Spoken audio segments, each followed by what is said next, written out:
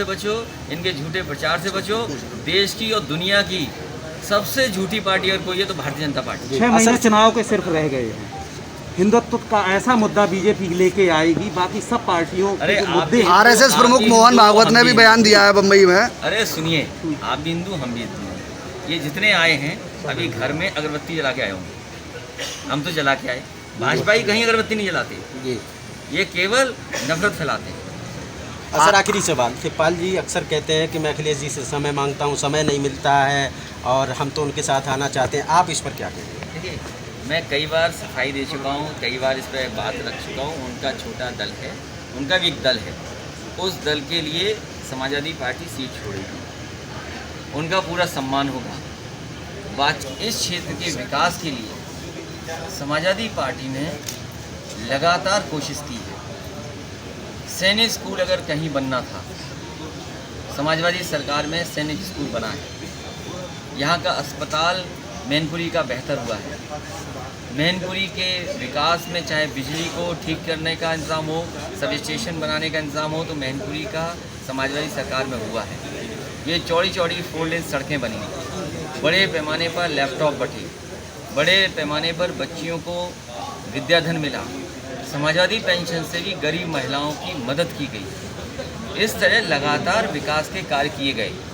सवाल सबसे बड़ा ये है, बीजेपी की 2 सरकारें हैं, एक दिल्ली की और एक उत्तर प्रदेश की। ये डबल इंजन की सरकार के हमें लगता है ड्राइवर भाग गए हैं, या इनके जो डबल इंजन की सरकार को चलाने वाले लोगों को विकास दिखाई नहीं दे रहा, न विकास करना चाहते हैं। आज मैनपुरी की जनता जानना चाहती है कि मैनपुरी में कौन सा बड़ा विकास कार्य हुआ है जिससे किसानों को लाभ मिल रहा हो।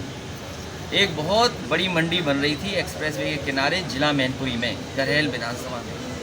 वो मंडी आज भी अधूरी है, पूरी नहीं होने दी सरकार ने। जो मंडी की व्यवस्था थी वो चौपट कर दी। किसान की पैदावार की आय दोगुनी का वादा किया, उनकी फसल की पैदावार की आय तो नहीं दोगुनी हुई, लेकिन डीजल, पेट्रोल और ज़रूरत की सामान की महंगाई दुगनी हो गई। नौकरी रोजगार है नहीं, पुलिस भर्ती कर नहीं पा रहे, फौज में भर्ती कर नहीं पा रहे। मुझे याद है, फौज के एक वरिष्ठ अधिकारी हमारे साथ हेलीकॉप्टर से यहाँ आए थे, और यही भारतीय जनता पार्टी और दिल्ली के लोगों ने उनके साथ अन्याय किया।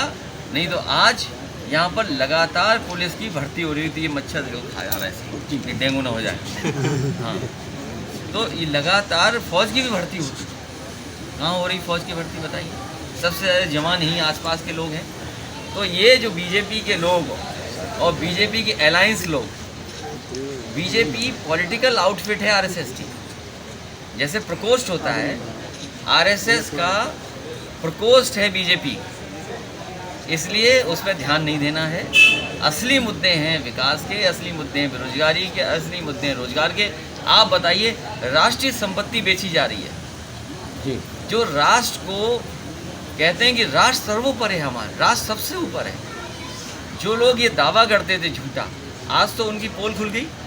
आपको एयरपोर्ट खरीदना हो तो पैसे ले आओ, पानी का जहाज खड़ा करने वाला पोर्ट चाहिए तो पैसे ले आओ, रेलवे ट्रैक खरीदनी हो तो पैसा ले आओ।